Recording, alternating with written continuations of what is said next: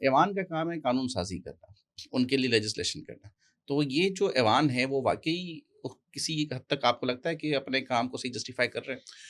देखिए कानून साज़ी हमेशा असेंबलीज़ में होती है और सिंध असेंबली इस वक़्त कानून साज़ी में पूरे पाकिस्तान में लीड कर रही है। हुँ, अब इसको ये समझना पड़ेगा क्योंकि परसेप्शन वाक़ई बहुत जगहों से मुझसे भी सवाल किए गए हैं। बहुत जब हम कहीं जाते हैं, मिलते हैं हमारे जर्नलिस्ट दोस्त हैं या वैसे भी जब बैठते हैं तो जब बातों से अंदाज़ा होता है कि कुछ चीज़ें बाहर गलत जाती हैं कि शायद ऐवान में जब कानून साज़ी होती है तो एकतरफ़ा होती है।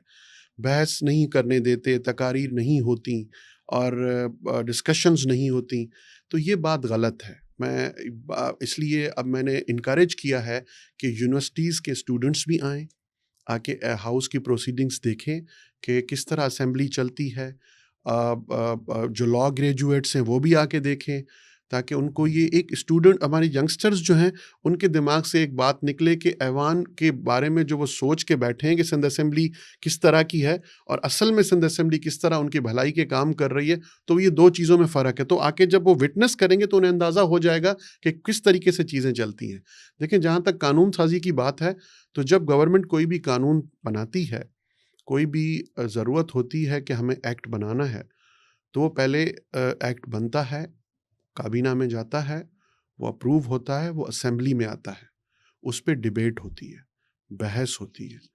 जब उसको बहस का टाइम पूरा होता है, उसमें सारे मेंबरान को ये हक है और उनको पूरा टाइम दिया जाता है कि वो अपनी राय रखें, क्योंकि उनका काम ही है, वो जो अच्छा समझते हैं, क्योंकि ये कानून किसी फ़र्द वाहिद के लिए नहीं है, पूरे सिंध के लोगों के लिए है।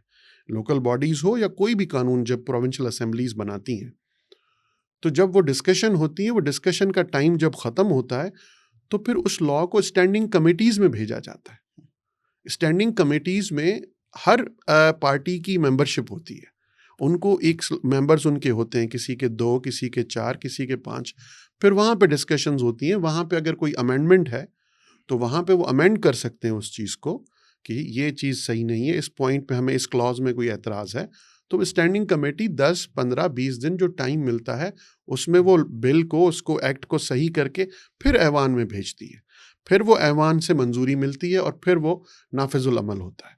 तो ये बात कहना कि असेंबली में कानून साज़ी सही नहीं हो रही या सवाल जवाब जो पूछे जा रहे हैं, अब देखिए ये डिपेंड करता है कि अब मैं ये इस पे ज़्यादा नहीं बोलूँगा कि जिससे सवाल होता है, वो अपने लोगों को क्या बताता है। मैंने ये सारा प्रोसेस इसलिए आपको बता दिया कि ये एक सबको पता चलना चाहिए कि इतना ट्रांसपेरेंट प्रोसेस है कि जिसमें कोई बात ढकी-छुपी नहीं हो सकती।